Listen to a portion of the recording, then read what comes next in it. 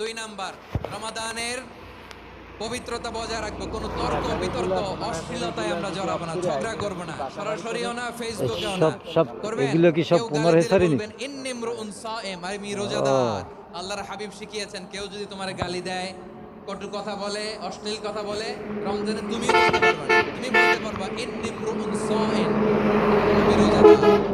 আজকে থেকে নিয়ত করেন রমজানে কেউ আসেন গালি আমরা দিলে আপনি একটা গালি দিবেন এই নাকি? পদ্ধতিতে যাতে হবে। আসুন কি বলবেন? রোজাদার, রমজানের পবিত্রতা আমি ভঙ্গ করতে পারবো না। অশ্লীল নাটক সিনেমা আমরা দেখবো না। ব্যাড হ্যাবিট থাকলে রমাদানে এটা ছাড়ার মহা সুযোগ। স্মোকিং এর অভ্যাস আছে অনেকের, ঠিক কি না? চাপাই নবাবগঞ্জে আপনারা স্মোকিং করেন?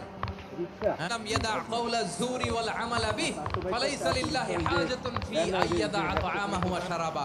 যে রমজানে মিথ্যা কথা, মিথ্যা কাজ, মিথ্যা সাক্ষী ছাড়তে পারে নাই, তার না